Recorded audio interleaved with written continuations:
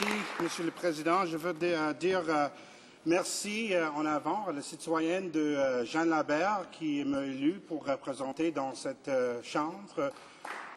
Mr. Speaker, we hear much talk from this government about the economy, about how important the economy is to this country, about working for the average Canadian. Well, Mr. Speaker, I don't think this so-called strong, stable majority government that incidentally was supported by a minority of 40% of Canadians, I don't think that this government is feeling particularly warm to the 60% of Canadians that didn't vote for them.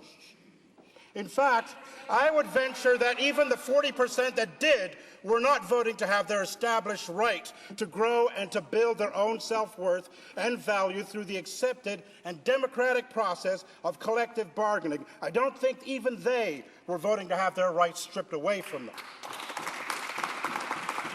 Let me break this down for you. The government owns Canada Post. The government is in negotiations with its employees as Canada Post. The employees, after much negotiations, take job action that sees at least partial delivery through rotating strikes. The government, as Canada Post, locks out the workers.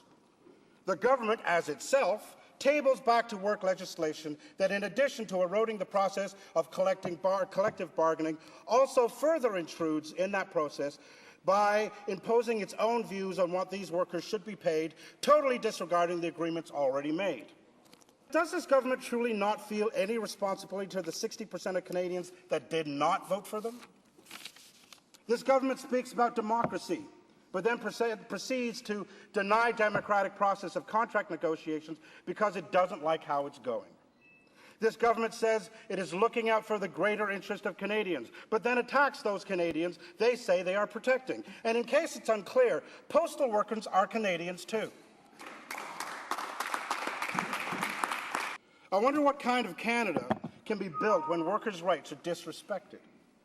In fact, history shows us what that disrespect can yield. It was that type of disrespect that sparked the beginning of the labor movement in the first place.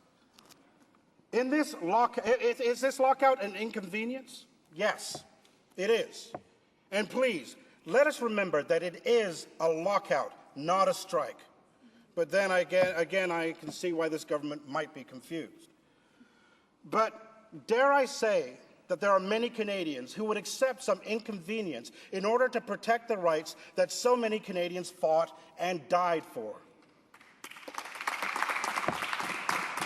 I was always taught that one should be careful of the seeds we sow. The seeds this government is sowing are seeds of discontent, mistrust, indifference, and absolute contempt. Contempt for the workers in this country. Workers who when the need is there, are willing to work with management towards the greater good. We saw this at the beginning of the economic crisis over and over again. What we don't see, however, is the CEOs and the upper echelon colleagues willing to practice what they are forcibly trying to extract from the people who make them rich. If this government is so interested in participating in the collective bargaining process and feel perfectly justified in imposing lower wages that were fairly negotiated, why not be of true help to Canadians by forcing those same CEOs to convert their pension plans, to give up their bonuses, to reduce their salaries? But then I suppose this is too socialist for this government. Human beings by nature are social animals. We need to work together to survive. And although there may be a pecking order, there should always be respect. This is something that this government seems to feel does not apply to them. The economy of this country is and always has been its people. They drive the country, both as worker and consumer. And if the gentleman and if the member really wants work to go back and these checks to go out, it's in the government's hands. The government acknowledged this lockout. The government is responsible for this lockout. Thus, the government is the one that can end this lockout. You want the mail to go out? End the lockout. Question et commentaire. Wonder if you could help explain that, why they voted against everything for these same families. The honourable member for Jean-Lebert. We didn't vote against those things because we don't believe in them. We voted against those things because they're not enough. $1.36 or whatever it is a day isn't enough to lift a grandmother out of poverty.